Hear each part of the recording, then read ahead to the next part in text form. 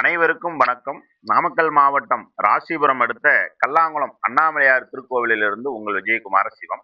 நம்முடைய பிரசித்தி பெற்ற அண்ணாமலையார் திருக்கோவிலில் ஆண்டு முழுவதும் பல்வேறு திருவிழாக்கள் நடைபெற்று வந்தாலும் நம்முடைய மார்கழி மாதம் திருவாதிரை பெருவிழா நடராஜ பெருமானுக்கு நடைபெறக்கூடிய 6 அபிஷேகங்கள்ல இந்த மார்கழி திருவாதிரை பெருவிழா மிகவும் சிறப்பு வாய்ந்தது. நம்முடைய அண்ணாமலையார் திருக்கோவிலில் வருகின்ற ஜனவரி மாதம் 2, 3 வெள்ளி சனி 2 தினங்களும் சிறப்பாக நடைபெற இருக்கின்றது. ஜனவரி மாதம் 2ஆம் தேதி வெள்ளிக்கிழமை நடராஜ பெருமான் இரவு 8:30 மணிக்கு மகா தீபாராதனையோடு சுவாமி சபையிலிருந்து, அதாவது யதாஸ்தானத்திலிருந்து வெளியில வந்து அபிஷேக மண்டபத்தை அடைகிறாரு.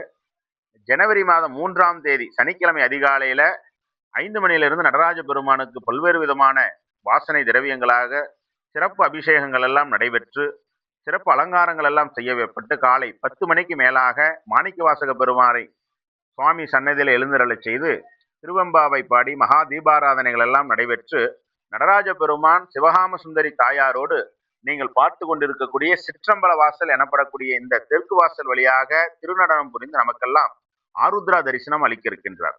தொடர்ந்து சுவாமி மாட வீதி முழுமையுமாக சீர்பாத தாங்கிகள்னு சொல்லக்கூடிய நம்முடைய சீர்பாதங்கள் தான் சுவாமியை சுமந்து மாடவீதி முழுவதும் வருவாங்க, தேர்ல வரமாட்டாரு.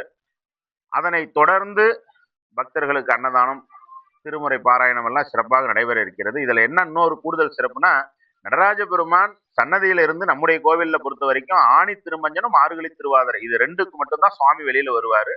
இந்த 2 தினங்கள் மட்டும்தான் பெருமானினுடைய அந்த பின் அலங்காரத்தை பார்க்க முடியும். அம்பாளினுடைய பின் அலங்காரம், நடராஜ பெருமானுடைய பின் அலங்காரம் இதெல்லாம் ரொம்ப சிறப்பா இருக்கும். எல்லாரும் இந்த ஆருத்ரா பெருவிழாவிற்கு நம்முடைய கல்லாங்குளம் அண்ணாமலையார் திருக்கோவிலில் வந்து தரிசனம் செய்து திருவருள் பெற அன்போடு அழைக்கப்படுகின்றார்கள். திருச்சிற்றம்பலம்.